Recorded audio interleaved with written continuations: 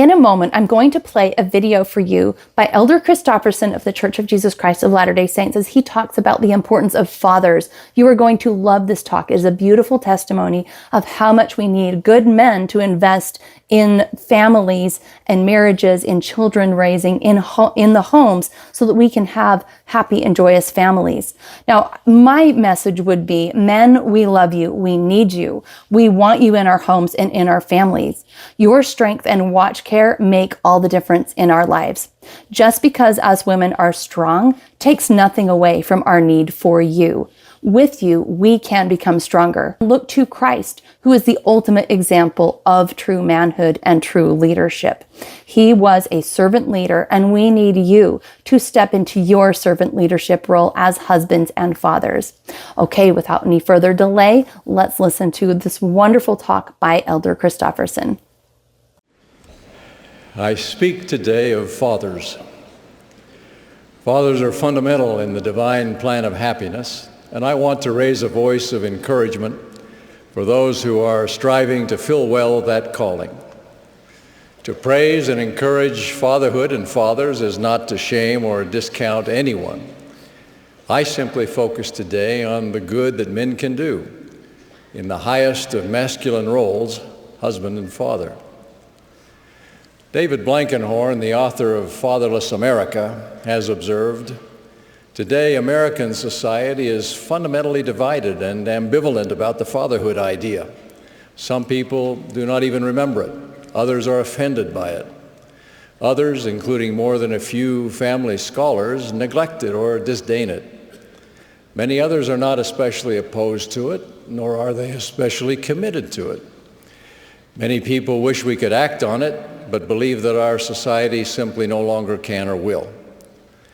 As a church, we believe in fathers. We believe in the ideal of the man who puts his family first. We believe that by divine design, fathers are to preside over their families in love and righteousness, and are responsible to provide the necessities of life and protection for their families. We believe that in their complementary family duties, fathers and mothers are obligated to help one another as equal partners. We believe that far from being superfluous, fathers are unique and irreplaceable.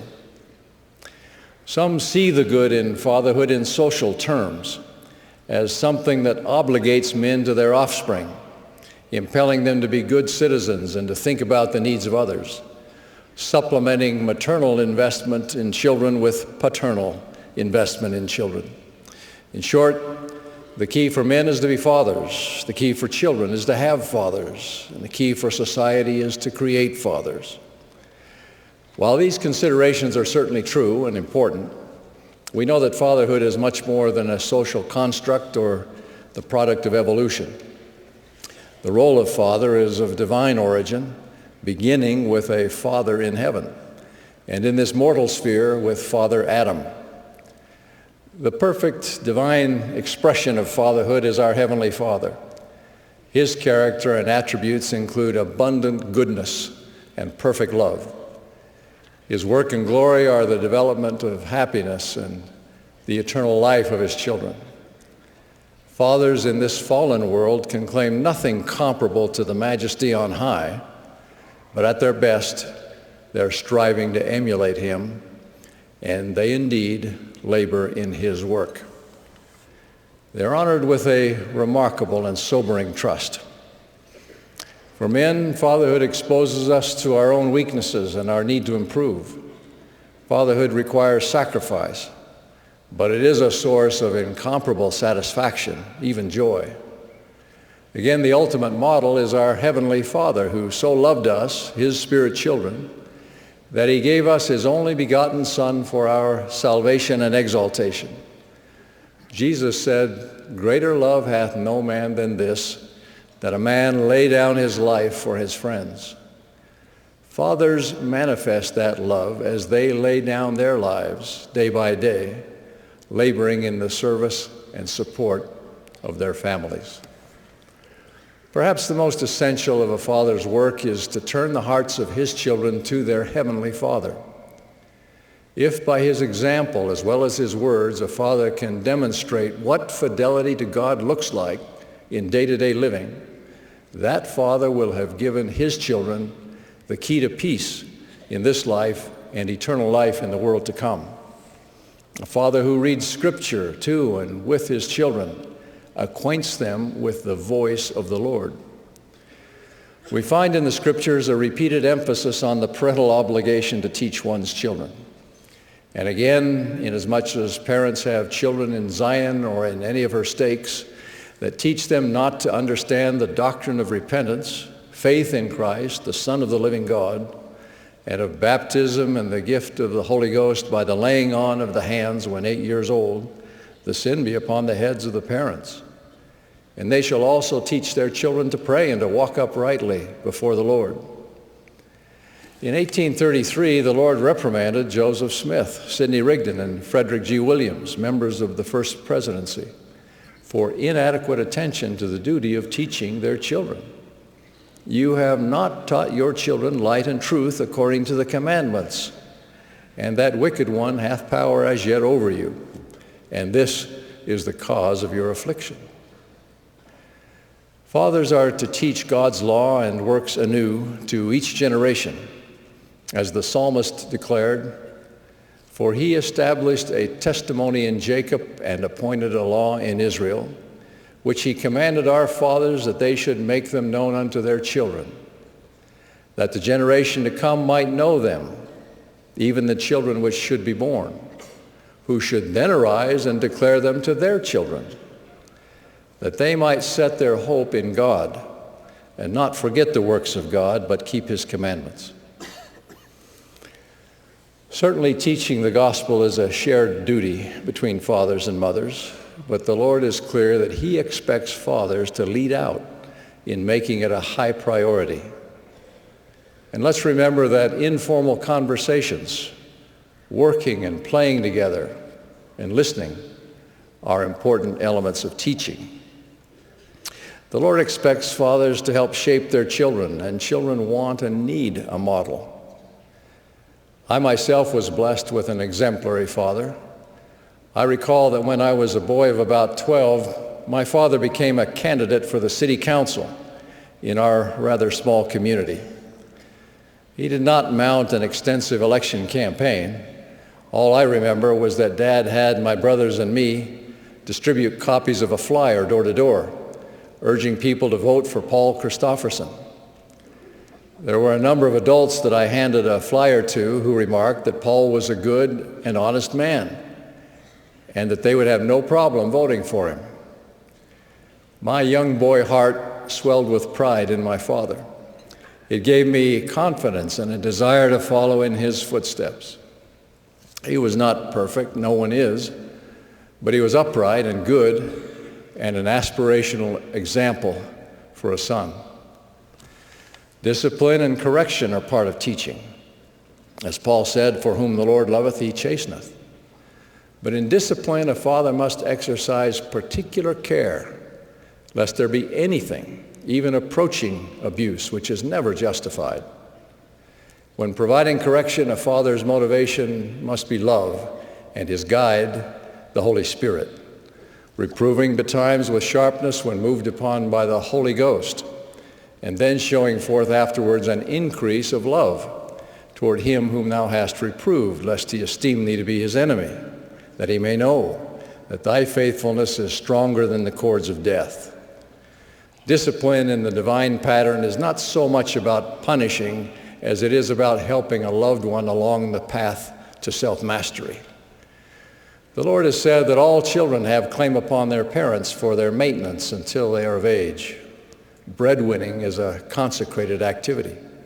Providing for one's family, although it generally requires time away from the family, is not inconsistent with fatherhood. It's the essence of being a good father.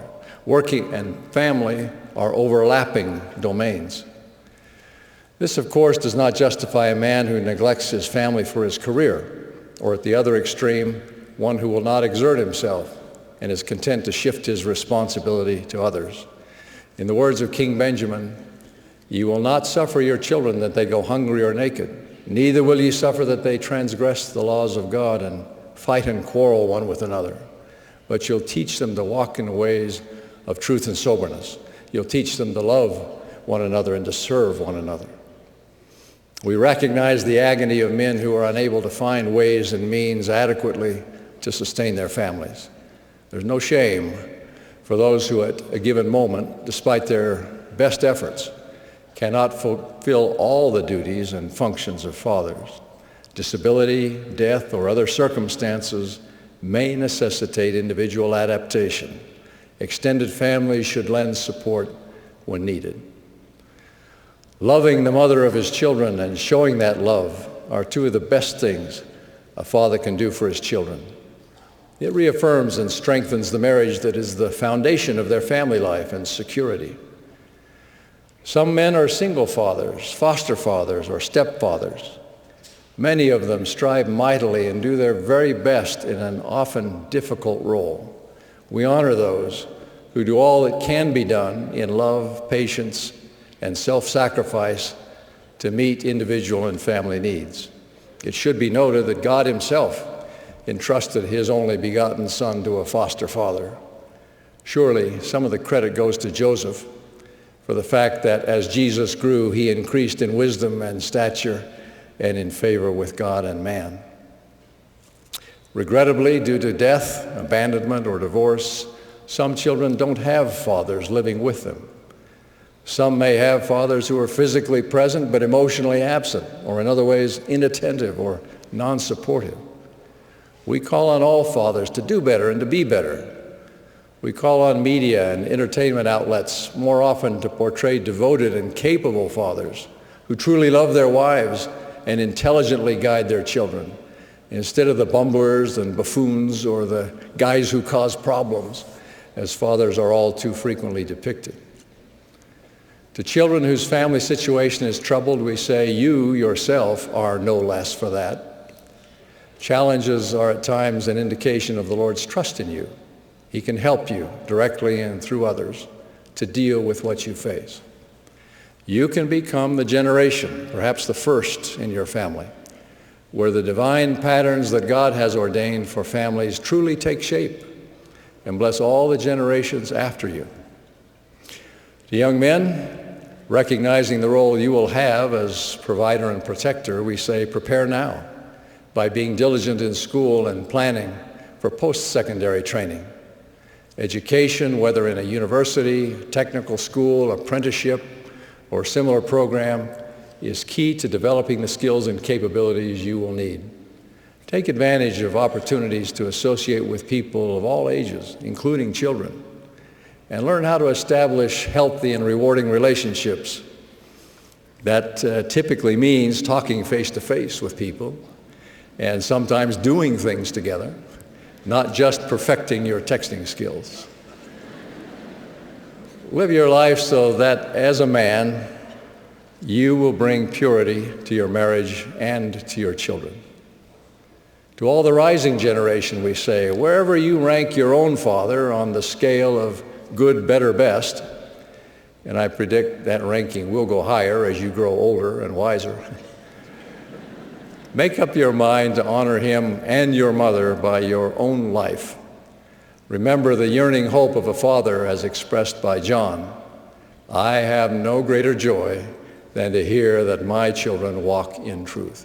Your righteousness is the greatest honor any father can receive. To my brethren, the fathers in this church, I say, I know you wish you were a more perfect father. I know I wish I were.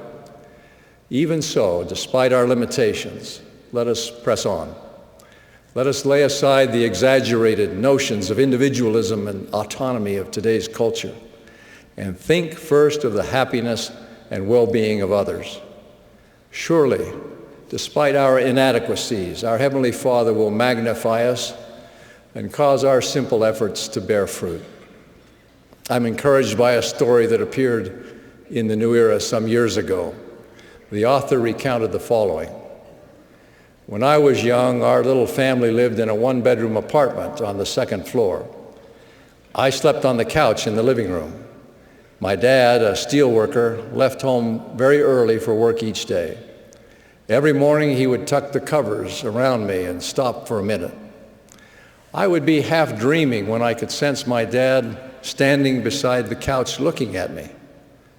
As I slowly awoke, I became embarrassed to have him there. I tried to pretend I was still asleep. I became aware that as he stood beside my bed, he was praying with all his attention, energy, and focus for me. Each morning, my dad prayed for me. He prayed that I would have a good day, that I would be safe, that I would learn and prepare for the future. And since he could not be with me until evening, he prayed for the teachers and my friends that I would be with that day. At first, I didn't really understand what my dad was doing those mornings when he prayed for me. But as I got older, I came to sense his love and interest in me and everything I was doing. It is one of my favorite memories. It wasn't until years later, after I had married, had children of my own, and would go into their rooms while they were asleep and pray for them, that I understood completely how my father felt about me. Alma testified to his son, "Behold, I say unto you that it is Christ that surely shall come. Yea, he cometh to declare glad tidings of salvation unto his people. And now, my son, this was the ministry unto which ye were called, to declare these glad tidings unto this people, to prepare their minds, or rather, that they may prepare the minds of their children to hear the word at the time of his coming." That is the ministry of fathers today. God bless and make them equal to it. In the name of Jesus Christ, amen.